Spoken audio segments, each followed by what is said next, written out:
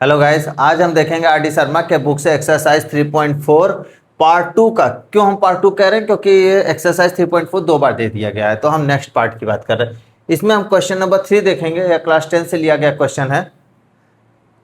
इसमें कहा गया है कि हमें k की ऐसी वैल्यू फाइंड आउट करनी है जिससे कि यह दोनों इक्वेशन का सोल्यूशन कैसा हो जाए, यूनिक सोल्यूशन हो जाए। और हमें पता है यूनिक सोल्यूशन क्या होता है। सोल्यूशन तीन टाइप के होते हैं।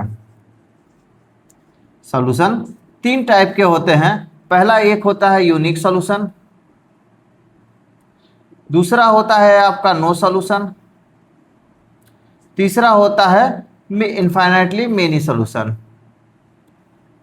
ये डिपेंड करता है इक्वेशन के कोफिशिएंट, वेरिएबल के कोफिशिएंट को टैली करा करके। जैसे a1x plus b1y plus c1 equal to 0 है, यहाँ से a2x plus b2y plus c2 equal to 0 है।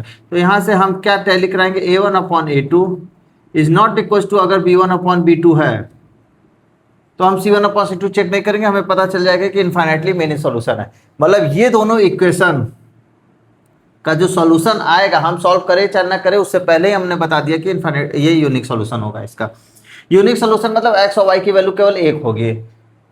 नो सॉल्यूशन मतलब कोई वैल्यू नहीं होगी। इनफाइनाइट में x और y की बहुत सारी वैल्यू होगी जो दोनों इक्वेशनों को क्या कर रही होगी, सेटिस्फाइड कर रही होगी। नो सॉल्यूशन में क्या होगा, a1 अपॉन a2 बराबर होता है अब b1 अपॉन b2 के। दोनों के केस में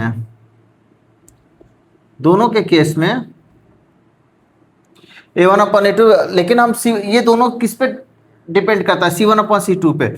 अगर is not equal to c1 upon c2 है तो नो सॉल्यूशन हो जाता है। अगर यही c1 अपॉन c2 के बराबर हो जाए तो इनफाइनाइटली मेनी सॉल्यूशन हो जाता है। क्लियर है यहाँ से?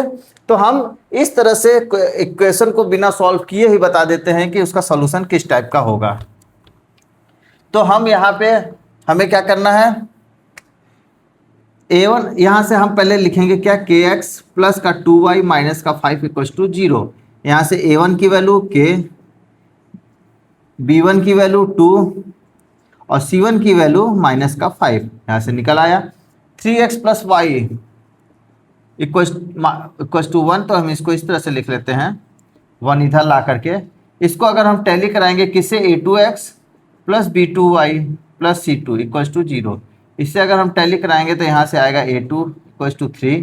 डायरेक्ट लिख सकते हैं, इसकी ज़रूरत नहीं है लिखने की। b2 इक्वल टू 1 और c2 इक्वल टू -1। क्लियर है? अब हम यहाँ से देखेंगे a1 अपॉन a2 क्या निकल के आ रहा है। तो a1 अपॉन a2 देखिए, यहाँ से a2 की वैल्यू 3, b2 की वैल्यू 1 और c2 की वैल्यू -1। यहाँ से a1 b1 c1। क्लियर है? a1 upon a2 k upon 3, b1 upon b2 2 upon 1। अब हमें पता है यूनिक सोल्यूशन के लिए क्या होता है। यूनिक सोल्यूशन के लिए क्या होता है, a1 upon a2 is not equal to b1 upon b2। यहां लिखेंगे इफ, क्या लिखेंगे, if equation has unique solution. If equation has unique solution then a1 upon a2 is not equal to b1 upon b2।